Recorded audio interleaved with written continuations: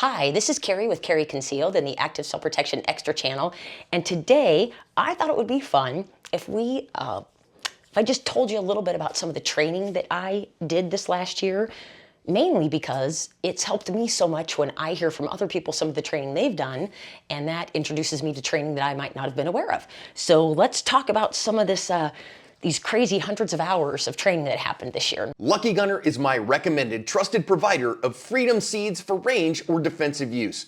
In stock, good prices, and rocket fast shipping are why I go back again and again. Because of new guidelines, I can't link their site or say it, but you're smart and you can find it with a simple Google search. Stick it to the man by paying them a visit today. My training year started off in February, and that's when I got to do the Methods of Instruction course with Force Science Institute. And here is the student book for that, and it's nice and thick. Lots of great content that they covered in this course. Actually, the way I found out about this course is from Mr. John, and I'm very thankful that he mentioned it, because I didn't realize that it was going to be in Arizona in 2024, and I'm so thankful that I was able to take it. So it was, let's see, Miss Steph, Mr. John, Mr. Neil, and myself. We did the course there. It was a 5-day course, about 40 hours of training, and I knew the course was going to be pretty awesome, just because Force Science Institute was offering it, but also because it started with, about 4 weeks before the course, we started getting emails with pre-course material. And I love pre-reading before a course. It helps me get in the mindset and that sort of thing. So a couple of the articles that they had us read before the course were really great. One of them was on desirable difficulties. The other was on ways that we can improve motor learning skills with the plan, act, and review method of learning. Another one talked about the importance of sleep. And so anyway, there were 4 articles total that I thought were super, super helpful, and I really enjoyed those in kind of getting in the mindset of thinking about what we would be covering during the course and that sort of thing. I can't tell you everything I love about the course, but there's a lot of it. And some of the things that we covered in Methods of Instruction, it was called Methods of Instruction, Training Practical Professional Policing Skills. And although it did talk about policing skills, we're talking about motor skills and human factors, and those apply to all humans. So one of my favorite things they talked about in this course is the difference between behavioral training instructors and decision training instructors, and why understanding that difference is so important. And I won't go into the details in this video, but we will do another one later in the year where we'll talk about the difference, because there are stark differences between the two. And so I'll give you some examples. So most instructors that we come across in life are ones that are behavioral training instructors. That's because that's what we usually see in the world, and we often model the teaching we offer based on what we see other people do and how we've been taught. So the behavioral training, the main emphasis of that is on the technical acquisition of the skill. There's high levels of physical effort, but the problem with behavioral training is that it ignores the development of the cognitive processes within the training process and within the training sessions. So with behavioral training skills, there's a technical emphasis. It's highly repetitive. There's high trainer feedback. So the trainer is often interjecting comments, often stopping the learner and telling them what they're doing wrong and then how to fix it. In the behavioral training model, there's the low use of questioning. And that's because behavioral trainers love to tell. They use little, if any, critical questions to guide their learner to self-evaluation and self-discovery of their own performance problems. There's low to no use of video. It's a block training schedule, which provides this illusion of learning. We'll talk more about that in another video also. And then the behavioral training model sees errors as bad. And the sad thing to me about the behavioral training is students never really gain the critical ability to understand the principles and goals of that skill or the ability. And so they don't know how to self-identify or how to self-identify problems, or even how to apply those skills in an actual context-rich environment. So it's akin to learning a skill, but not knowing how to use that skill in the game. And so this type of behavioral training results in low effort, low motivation, low attentional focus, low curiosity-seeking behavior out of the students, low understanding, low transfer and retention. And that's how we know someone has learned something, when they're able to transfer and retain that information to a different situation. And then low problem-solving skills and low transfer to novel situations. Decisional training is very different. And I'm going to read you the quote here. Oh, where was the good quote I had about that described decisional training? Well, decisional training is the whole purpose of decisional training. We'll go into it in more detail in another video, but it's helping your learners. It's the opposite really of a behavioral training. Instead of it being so focused on the trainer to be telling, it's the trainer is a facilitator and is asking questions that are guiding the learner, instead of it being talking about all the little things that make up the big thing you're trying to do. As soon as possible, you move into the big thing so they can see the whole picture and where it fits and why it's important to do it. It uses lots of questioning, kind of a Socratic approach to teaching. And a lot of people that have the heart of a teacher naturally teach in a decisional training method. But this is one thing I feel like the course just really hit home, is not only showing you the difference between those two types of trainers, but why it's so essential that if we want our students to retain and transfer the knowledge, we need to move into decisional type training. And I love that they take you through a curriculum and show you how to take curriculum you have and turn it into decisional training instead of it being behavioral training based. So anyway, that was the Force Science course. It was awesome. There are several other concepts that they talked about in the Methods of Instruction course that we did in February, and I look forward to sharing those with you as the year goes on, or more videos come out. Let's see, the next course, well actually, so for 2024, I think something's wrong with this though, because this can't be right. Because it added up to 620 hours of training, and I know 300 of that was the advanced force scientist, and that makes sense. But anyway, I still can't quite figure out how that happened. I guess it does make a little sense why life felt a little crazy and out of control this year. So anyway, another course that we did was it's with Winning Mind Training. And I wanted to tell you about them because the Excellence in Training Academy, you can find that online. Brian Willis is the trainer for that. And the Excellence in Training Academy, you can subscribe to that. And there are over 500, I believe, podcasts that you can listen to at no charge. They're not really podcasts, but they're recordings, and they're not available in any other space. It was very inexpensive when I subscribed for the year, and you can just listen to them one after the other after the other. There's also, I don't know, 15 to 20, 30 different videos on there where Mr. Brian is teaching, and he's a phenomenal trainer. Brian Willis is, if you have heard of the training WIN, What's Important Now and What's Important Next, that came from Mr. Brian 30 plus years ago, I would imagine. And he's heavily involved in training at ILETA and places like that. But we did it was a two-day Dare to Be Great leadership course that was fabulous. And I would say one of my favorite concepts from that course was the WIN, What's Important Now and What's Important Next. I had heard of that. I learned that actually from Dave Spalding a number of years ago. I didn't know where it actually came from. I'm sure Mr. Dave said in the class, I just didn't write it down.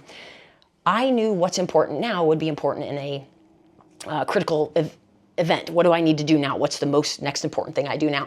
But I didn't think of it as being an important decision tool for everyday life. And Mr. Brian talked you through that and why that would be helpful. So I thought I really appreciated that. And I've been trying to apply that also. One of the other things I loved about this Dare to Be Great leadership course is that at the end of it, he sent us, I don't know, it's an 8 or 10 page document that contained all of the quotes he used, all of the resources he used for the course. And it was just, I tried to take really good notes, but I missed plenty of stuff. So it was really nice to be able to confirm that. So that was a great course. And that was Excellence in Training, Winning Mind Training, and then Excellence in Training Academy. The next one we did was the Performance Enhancement Imagery course, and that was fabulous. One of the videos that you can watch at the Excellence in Training Academy, if you subscribe to that, is on Introduction to Imagery Part 1 and Part 2. And so I watched those videos before I went to the course, and I'm really thankful I did. He defines imagery as it's something that we already use, and he says imagery goes by a lot of different names. Imagery, guided imagery, visualization, guided meditation, mental simulations, mental rehearsal, blah, blah, blah. He likes to use the term visualize versus imagine, because some people, sorry, he likes to use the word imagine. Visualize can be hard because some people don't necessarily see with pictures, but they still have an experience or a feeling or an awareness of something. But he just defines imagery as using one's own senses to create or recreate an experience in the mind. And he talks about the just amazing benefits of imagery and how that helps. And one of the quotes that he used to help us understand the importance of using imagery in our own training and in our own lives was a quote by an LAPD officer, Stacy Lynn, and she said that we need to prepare the mind for where the body may have to go, and imagery is one way we can do that. So I would like to give a shout out to or I don't know if that's what it's called, a shout or not. Anyway, to Miss Steph and Mr. Neil, we had to write scripts in this course, and he taught us how to write scripts, an imagery script that you would then read to your students before class or one-on-one, or you can even record it and listen to it yourself, whatever you want to do. And no joke, Miss Steph and Mr. Neil are legit like naturals at it. It's amazing. They make it look effortless, but they just do a fabulous job with the scripts that they're able to write.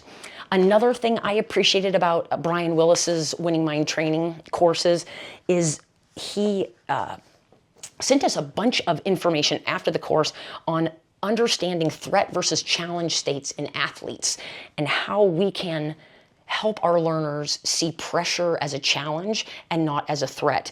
And the resources that he gave us for that have been phenomenal.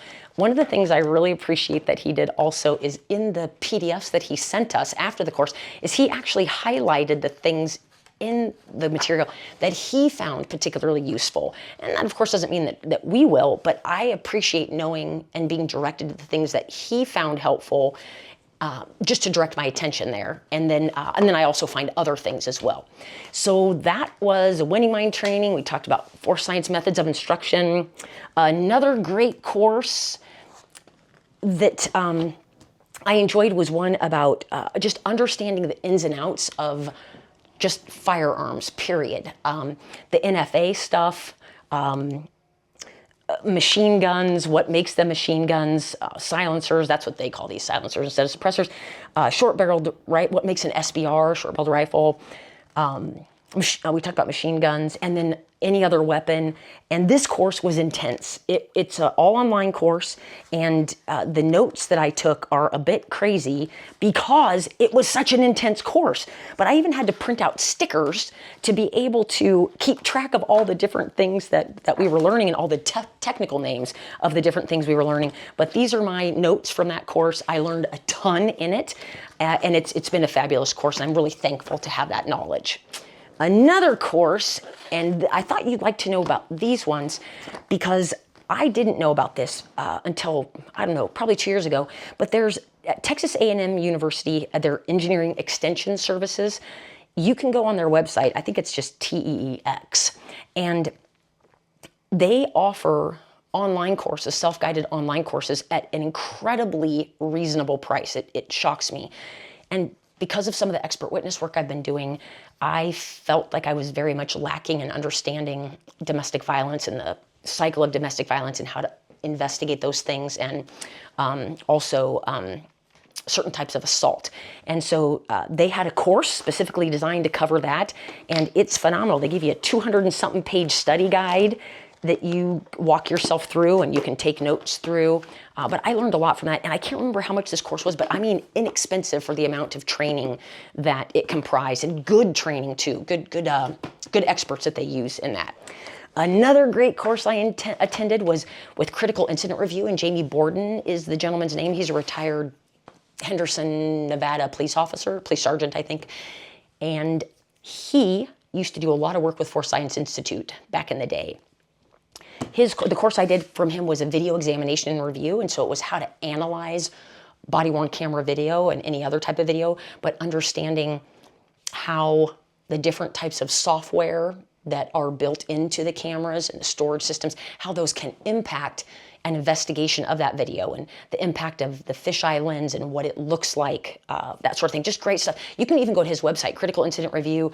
He has a couple of great blog posts. One is, I can't remember what it's called now, Understanding Understanding the objective standard I thought was really great. And then when video footage and a cop's memory don't match. And then he also has ones on critical incident report writing and statements, more geared toward police officers, but really helpful for me in my role as an expert witness. So that course was in Chandler. Actually, it was at the exact same place the methods of instruction course was in. And that was in August of this year. I definitely plan on taking another course with Mr. Jamie in the future. I think it'll help me a lot with the expert witness work I do. This course, and I have to tell Miss, I told you there were a number of these courses this year that I would not have known about if other people wouldn't have told me that they were happening. So the Methods of Instruction course, Mr. John let me know about that one, and Miss Steph too. And the Winning Mind training and the imagery, performance enhancement imagery course, and the Dare to Be Great leadership course that we did in October, November with Brian Willis. One of the instructors from the Methods of Instruction course told us about the Winning Mind training course that was coming. And so I'm very thankful for that. And this, the Sociology of Guns, or I think he titled it 10 Essential Observations on Guns in America. This, I found out about this because of Miss Ashley Chin. So huge thank you to Miss Ashley for telling me about this. This course has been phenomenal for me. I am a weirdo, and I printed out all of the reading material, and I'm still going through it actually. The lectures were fabulous, but the resources that he gave, that Dr. Yamane gave as part of this, and it was free. There was no charge for this, which still blows my mind, but it was absolutely phenomenal. One of my favorite reads so far has been the 10 Essential Observations on Guns in America. And I mean, it's a crazy amount of notes I take on this stuff because you just can't, it's just so good. Another great article I found was, or not I found, but that I am thankful for, excuse me, is the number and type of private firearms in America.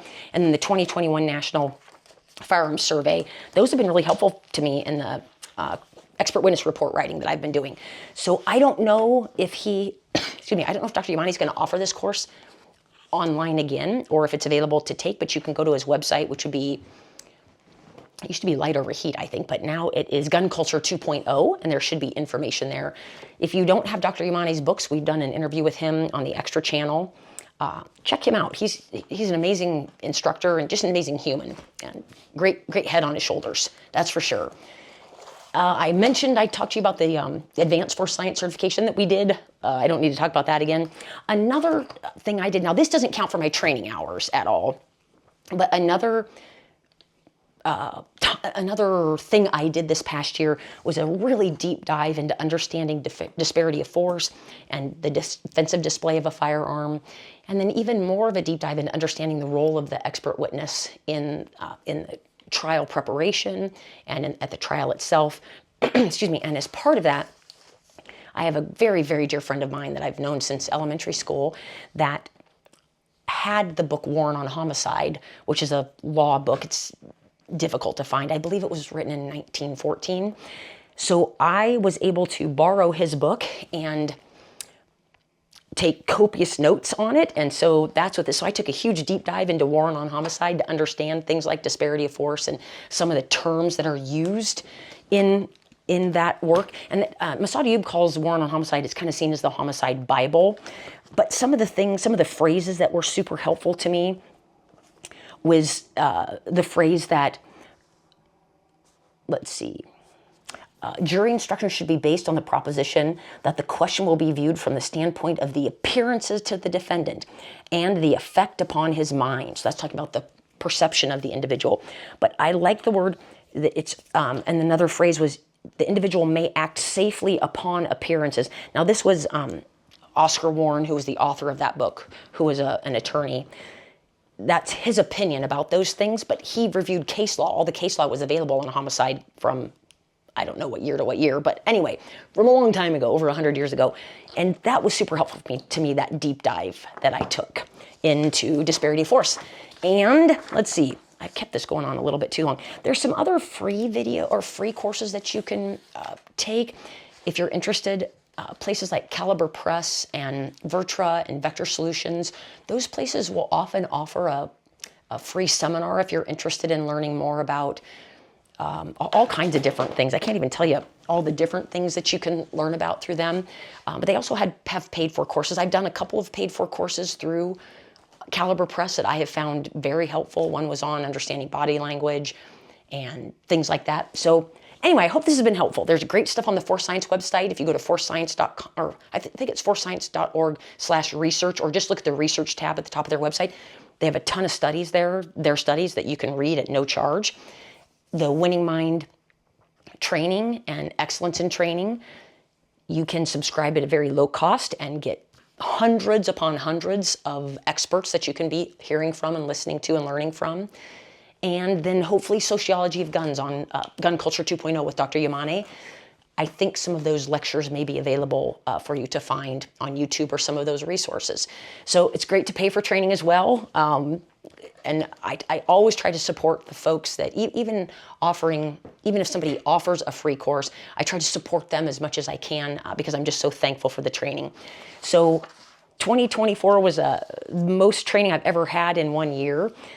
It's also the year that I became a grandma, or a Mimi, and our oldest son got married as well. So before I signed up for any of these courses, we did not know that our oldest son was going to be getting married, and we didn't know that I was going to become a Mimi either. So it's been a great year and a wonderful year, and I hope that this has been helpful to you, and hopefully I've told you about some training that you might not have been aware of or might make you want to think about. So thanks for joining us today, and we look forward to seeing you next week.